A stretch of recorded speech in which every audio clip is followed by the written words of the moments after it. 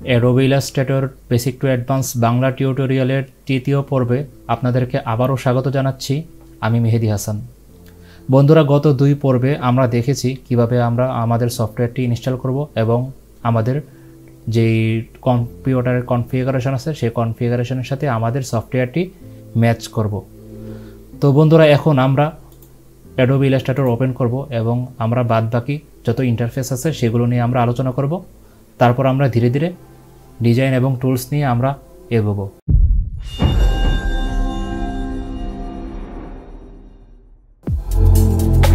তো বন্ধুরা, Illustrator open করার পরে আমাদের এখানে এরকম একটি ইন্টারফেস আসবে। এখানে ইন্টারফেস আসার পরে আমি প্রথম আপনাদের সামনে রাস্টার এবং ভেক্টর নিয়ে আলোচনা করব। অন্য কিছু আপনার বোঝার দরকার নেই, শুধু আপনারা চিন্তা করবেন যে রাস্টার এবং ভেক্টর নিয়ে যে কথা বলছি সেটি আপনারা বোঝেন কিনা, সেটি একটু চেষ্টা করবেন। বন্ধুরা, আমি প্রথমেই বলেছিলাম ইলাস্ট্রেটর সবসময় ভেক্টর নিয়ে কাজ করে আর ফটোশপ সবসময় রাস্টার নিয়ে কাজ করে। বন্ধুরা, রাস্টার এবং ভেক্টরের মধ্যে পার্থক্য কী সেটি যদি আমি আপনাদেরকে বোঝাতে চাই তাহলে এই ছবিটির দিকে আপনারা লক্ষ্য করুন। এখানে একটি রাস্টার ছবি আছে এবং একটি ভেক্টর ছবি আছে।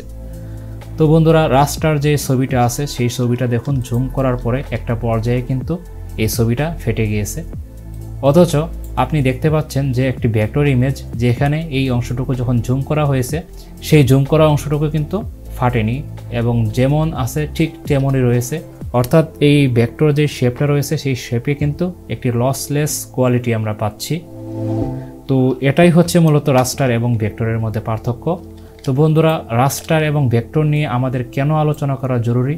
কারণ হচ্ছে আমরা যখন গ্রাফিক ডিজাইনের প্র্যাকটিক্যাল কাজগুলো করব, তখন যখন আমরা রাস্টার নিয়ে কাজ করব তখন দেখা যাচ্ছে আমরা বিলবোর্ড এবং বড় বড় ব্যানার এই ধরনের বড় কাজগুলো যখন আমরা করব সেগুলো আমরা হয়তো করতে পারবো, কিন্তু আমরা যখন এইগুলোকে প্র্যাকটিক্যালি প্রিন্ট করব, সেগুলো যখন প্রিন্ট করব তখন দেখবেন বড় বড় সাইজে প্রিন্ট হলে সেগুলো এরকম ফেটে যাবে।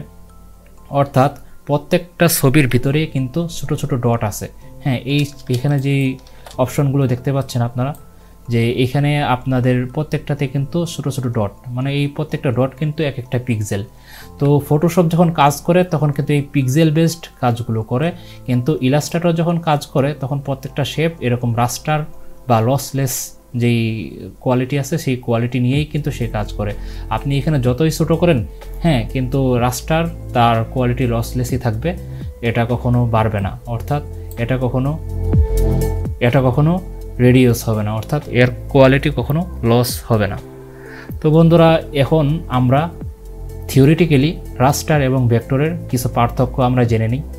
রাস্টার হচ্ছে পিক্সেল বেস্ট ফর ফটোগ্রাফ, অর্থাৎ ফটোগ্রাফির জন্য এটি best, more accessible and shareable, large file size. আর ভেক্টরের যে সকল বৈশিষ্ট্য রয়েছে সেগুলো হচ্ছে mathematical curves and lines, best for logo type and geometric design, less accessible and shareable, similar file size. অর্থাৎ এখান থেকে আমরা রাস্টার এবং ভেক্টর সম্পর্কে একটি পূর্ণাঙ্গ আমরা ধারণা পেয়ে গেলাম। তারপরও বন্ধুরা, যখন আমি একটি প্র্যাকটিক্যালি আপনাদেরকে এই ছবিগুলো বাদ দিয়ে আমি একটু প্র্যাকটিক্যালি আপনাদেরকে রাস্টার এবং ভেক্টর সম্পর্কে আপনাদেরকে বোঝানোর চেষ্টা করি। বন্ধুরা, রাস্টার এবং ভেক্টর নিয়ে কথা বলতে চাইলে আমি আবার আপনাদের সামনে দুইটি এক্সাম্পল নিলাম প্র্যাকটিক্যাল।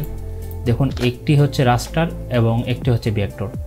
অর্থাৎ এইটা হচ্ছে ভেক্টর এবং এইটা হচ্ছে রাস্টার। এখন আমরা দেখব যে কোনটার পার্থক্য কী।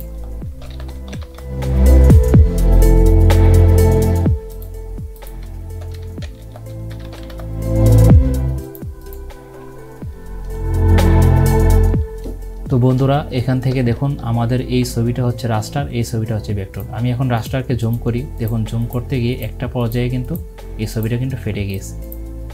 তো এখানে কিন্তু আমরা দেখতে পাচ্ছি যে এর পিক্সেল, প্রত্যেকটা পিক্সেল কিন্তু ধরা যাচ্ছে, কিন্তু যখন আমরা একটি ভেক্টরকে জুম করব তখন কিন্তু আমাদের এই সমস্যাটা হবে না। ভেক্টরকে যতই জুম করবেন ভেক্টর কিন্তু জুম হতেই থাকবে। হ্যাঁ, এটা একদম লসলেস। এই কারণেই ইলাস্ট্রেটর দিয়ে কাজ করা আমাদের জন্য সবচাইতে বেশি গুরুত্বপূর্ণ। বন্ধুরা, আশা করি আপনারা রাস্টার এবং ভেক্টরের পার্থক্য বুঝতে পেরেছেন। আগামী পর্বে আমরা সরাসরি প্র্যাকটিক্যাল ক্লাসে চলে যাব। ধন্যবাদ সবাইকে।